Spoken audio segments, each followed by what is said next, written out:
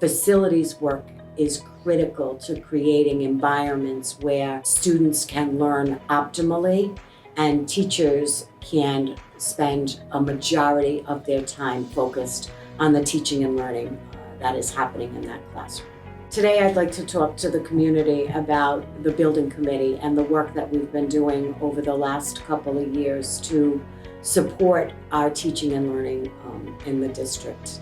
Safety is one of our top priorities. So the building committee approved, as did school committee, the installation of secure vestibules at North Scituate and Hope Elementary School. And those will be just like the secure vestibules that are at the high school. The middle school will get a completely new entrance that will be at the back of the building. The office will be directly located next to that entrance. It will have a secure vestibule. All our buildings will have secure entrances with cameras and office personnel adjacent to those entrances.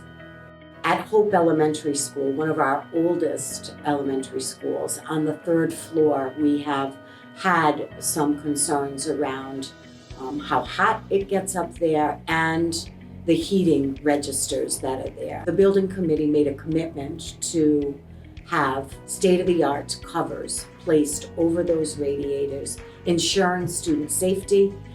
Additionally, those fabricated radiator covers allow us to regulate the heat in those classrooms so that the environment is much more conducive to student learning.